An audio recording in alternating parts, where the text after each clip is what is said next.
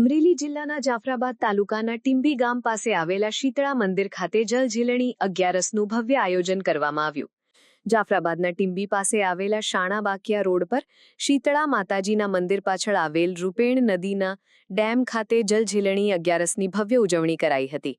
આ ઉત્સવનું આયોજન સ્વામિનારાયણ ગુરુકુળ રાજકોટ સંસ્થાન શાખા ઉના ગુરુકુળ દ્વારા કરવામાં આવ્યું હતું।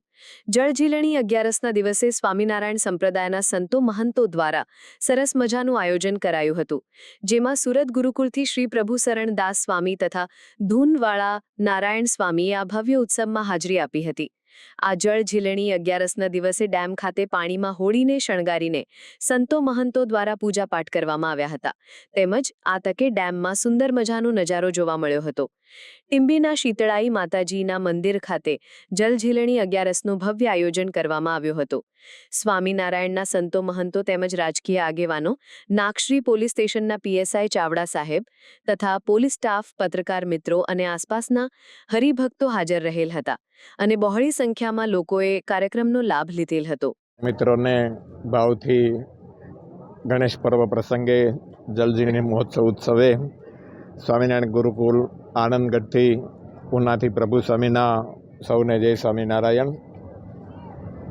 ભગવાન સ્વામિનારાયણે જલઝીલણી મહોત્સવ એમની હયાતીમાં 200 વર્ષ પહેલાં અનેક વખત કરેલા છે।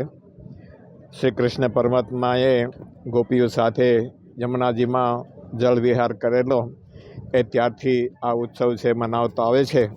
ત્યારે આજે ટીંબી ગામે રૂપેણ નદીને કિનારે ઠાકોરજી તથા ગણપતિજીને એ ઉના ગુરુકુલ આનંદગઢના સંતો અને નાગેર બાબરિયાવાડમાંથી 50 જેટલા ગામોના હરિભક્તો પધારેલા, એમની સાનિધ્યમાં આ ઉત્સવ યોજાયો। તરોલા ગુરુકુલના વિદ્યાર્થીઓ સાંસ્કૃતિક કાર્યક્રમ રીતે નૃત્ય નાટક આદિ કર્યું।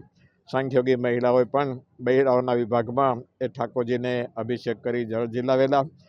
આ દિવસે ભગવાન સ્વામિનારાયણના કહેવાથી એ આપણા જીવનમાં પણ એ કંઈક નવું પરિવર્તન આવે, કારણ કે આ એકાદશીને જળ ઝીલની તો એકાદશી કહેવાય છે, પણ સાથે પરિવર્તનની એકાદશી પણ કહેવાય છે, કારણ કે ચાતુર્માસમાં 4 મહિના સુધી ભગવાન ક્ષીરસાગરની અંદર એ પોઢે છે।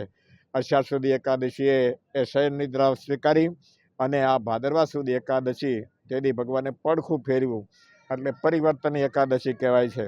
ત્યારે આપણા જીવનમાં પણ એ કંઈક નવું પરિવર્તન આવે, વ્યસન મુક્ત થઈએ, માતા પિતા અને પરિવારની એ સેવા કરતા રહીએ, ભગવાન સ્વામિનારાયણના ચરણોમાં પ્રાર્થના કરીએ। આ ઉત્સવના નિમિત્તે સૌને સંતોના આશીર્વાદ છે કે દિવસે દિવસે સૌનું આયુષ્ય આરોગ્ય સારું રહે, મહારાજ છે વધારે એ સર્વ રીતે એ સુખિયા રાખે, એવા ઉના આનંદગઢ ગુરુકુલથી હરિવર્ધન સ્વામી હોય, સર્વમંગલ સર્વજ્ઞ સ્વામી હોય વગેરે સંતોના ખૂબ ભાવથી જય સ્વામિનારાયણ।